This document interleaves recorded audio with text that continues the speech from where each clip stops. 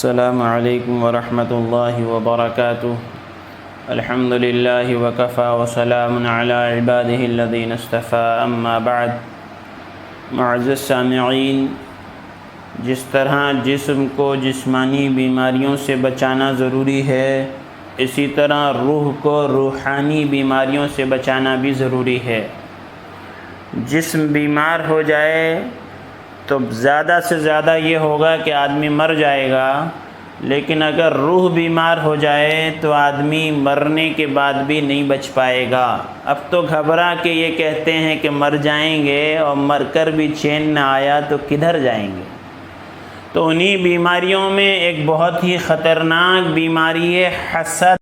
ایک مہلک بیماری جو ہے وہ حسد ہے، جو عام طور پر آج کل پائی جا رہی ہے، اور یہ بیماری، معاف کرنا مجھے، صرف دنیا داروں میں نہیں ہے، بلکہ یہ بیماری ان لوگوں میں بھی موجود ہے جو اپنے آپ کو دیندار یا دین کا خادم یا دین کا کام کرنے والے کہتے ہیں۔ حسد کہتے کس کو ہیں؟ حسد اس کو کہتے ہیں کہ کسی آدمی پر اللہ کی کوئی نعمت ہے تو آدمی اس نعمت کو دیکھ کر جلنا اور یہ تمنا کرنا کہ اس سے چھن جائے، چاہے اس کو ملے یا نہ ملے، اس کے پاس سے چلے جائے۔ کسی کا عہدہ دیکھ کر، کسی کا گھر دیکھ کر، کسی کی اولاد دیکھ کر، کسی کے جو ہے جاب دیکھ کر، کسی کی جو ہے خوشی دیکھ کر، اور کسی کی گاڑی دیکھ کر، کسی کا موبائل دیکھ کر، کسی کی بیوی دیکھ کر، کہ حسد کسی بھی چیز پر ہو سکتا ہے۔ اللہ نے اس کو عزت دی تو کیوں دی؟ اللہ نے اس کو مال دیا تو کیوں دیا؟ اللہ نے اس کو گاڑی دی تو کیوں دی؟ اس کی نوکری میری نوکری سے اچھی کیسے ہے؟ اس کی پوزیشن میری پوزیشن سے اچھی کیسے ہے؟ اس کی سیلری میری سیلری سے زیادہ کیسے ہے؟ اس کی اولاد میری اولاد سے زیادہ کیسے ہے؟ اس کی اولاد میری اولاد سے خوبصورت کیسے ہے؟ اس کا مکان میرے مکان سے اچھا کیسے ہے؟ کہ کسی بھی چیز میں آدمی کے اندر جلن پیدا ہونا اور یہ تمنا پیدا ہونا کہ یہ نعمت اس کے پاس سے چھن جائے، چاہے میرے پاس رہے نہ رہے، یہی حسد ہے۔ اللہ کے نبی صلی اللہ علیہ وسلم نے فرمایا، لا تحاسدوا، حسد مت کرو، ولا تباغضوا، کہ ایک دوسرے کی برائیاں، تان تشنی، بغض مت رکھو، اور ولا تدابروا، پیٹھ پیچھے برائیاں مت کرو، اور وکونوا عباد اللہ اخوانا، تم ایک آپس میں بھائی بھائی ہو جاؤ۔ حاسد جو ہوتا ہے وہ اللہ کے فیصلے پر راضی نہیں ہوتا، اس لیے کہ نحن قسمنا بینہم معیشتہم فی الحیات الدنیا، کہ دنیا میں جو معیشت اللہ نے تقسیم کی ہے وہ اللہ کی طرف سے ہے۔ کسی کو امیر، کسی کو غریب، کوئی گورا، کوئی کالا، کسی کو اچھی پوزیشن، کوئی بہت غریب، کسی کی 4 اولاد، کسی کی 2 اولاد، کسی کی خوبصورت اولاد، کسی کی بدصورت اولاد، کسی کو بڑا مکان، کسی کو چھوٹا مکان، جو جس کو ملا ہے رب کے دینے سے ملا ہے۔ اگر کوئی کسی کے اوپر حسد کرتا ہے اور کوئی کسی کے اوپر جلتا ہے تو وہ اللہ کی تقسیم پر راضی نہیں ہے، اور یاد رکھیے جو اللہ کی تقسیم پر راضی نہیں ہے تو اللہ بھی اس سے کبھی راضی نہیں ہو سکتا۔ اسی لیے کتابوں میں آتا ہے کہ ایمان اور حسد دونوں ایک دل میں جمع نہیں ہوتے ہیں، دونوں ایک دل میں جمع نہیں ہو سکتے ہیں۔ اور فرمایا کہ حسد اتنی مہلک بیماری ہے کہ جیسے اس طرح سے بال صاف ہو جاتے ہیں، ایسی آدمی کی نیکیاں برباد ہو جاتی ہیں، آدمی کا دین برباد ہو جاتا ہے۔ اور فرمایا حسد نیکیوں کو اس طرح کھا جاتا ہے جیسے آگ سوکھی لکڑی کو کھا جاتی ہے۔ تو یہ اتنی مہلک بیماری ہے کہ آدمی کو کہیں کا نہیں چھوڑتی۔ جس کو جو ملا ہے اللہ کے دینے سے ملا ہے، اس کے جلنے سے وہ چھن نہیں سکتا، اور اس کے جلنے سے وہ اس کو مل نہیں سکتا۔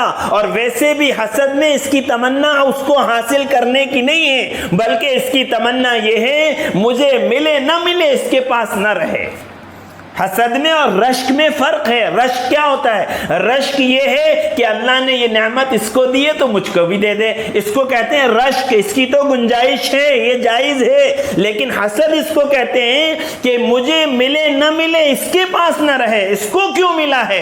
تو اس کا مطلب یہ ہے کہ آپ اللہ کے فیصلے سے راضی نہیں ہیں، آپ کا اللہ پر ایمان نہیں ہے۔ آپ کو اپنے ایمان کی خیر منانا چاہیے، آپ کو توبہ اور استغفار کر کر اللہ سے رجوع کرنا چاہیے کہ جو اللہ کی تقسیم ہے اس پر آپ راضی نہ رہ کر دوسروں پر حسد کر رہے ہیں. آپ کو اللہ کی تقسیم پسند نہیں ہے. گویا جب آپ اللہ کی تقسیم سے راضی نہیں ہیں تو اللہ بھی آپ سے راضی نہیں ہو سکتا.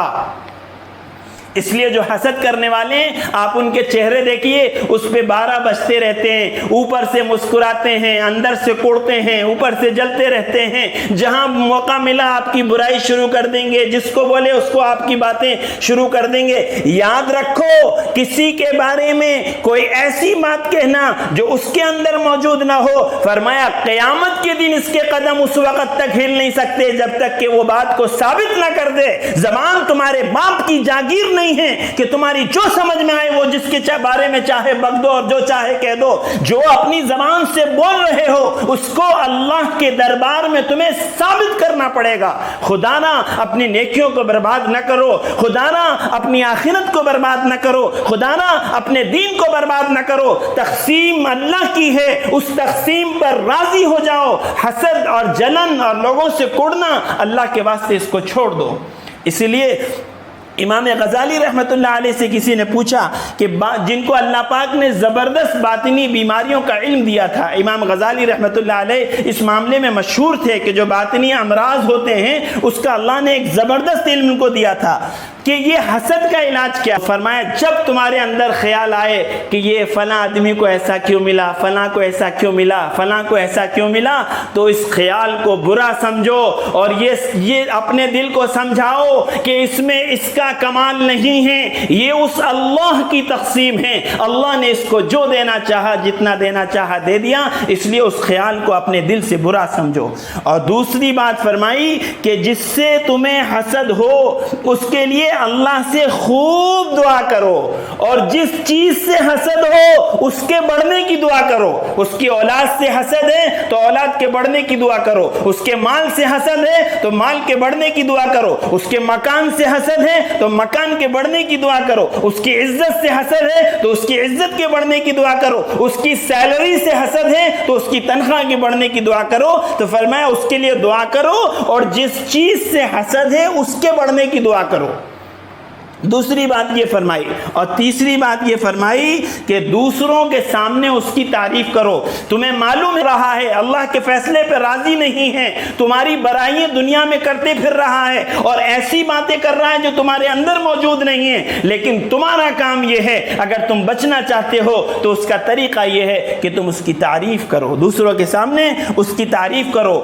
اور کوشش کرو زیادہ ہیکڑی مت مارو, اوور اسمارٹ مت بنو, اپنی خوشی کا اظہار دوسروں کے سامنے مت کرو. جب تمہیں معلوم ہے کہ لوگ تم سے جل رہے ہیں تو اللہ کی دی ہوئی نعمتیں اور خوشیوں کا اظہار ان کے سامنے نہ کرو. اور سورہ فلق اور سورہ ناس کا اہتمام کرو.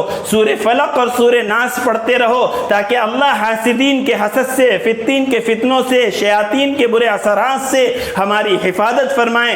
تو بزرگوں اور معزز سامعین, یہ حسد بہت ہی خطرناک بیماری ہے, یہ دنیا اور آخرت دونوں کو تباہ کر دینے کے لیے کافی ہے. اس لیے اللہ کی تقسیم پر راضی رہیے. کسی کو جو ملا ہے اللہ کے دینے سے ملا ہے, حسد کی کوئی گنجائش نہیں ہے, حسد اسلام میں جائز نہیں ہے, اور حسد کسی صورت میں قابل قبول نہیں ہے, بلکہ حاسدین کے لیے تباہی, بربادی, ان کی نیکیاں برباد, ان کا دین برباد, ان کا ایمان برباد, ان کی دنیا برباد, ان کی آخرت برباد. اللہ تعالیٰ سے دعا ہے اللہ تعالیٰ ہم سب کی اس مہلک بیماری سے پوری حفاظت فرمائے. وآخر الدعوانا الحمدللہ رب العالمین.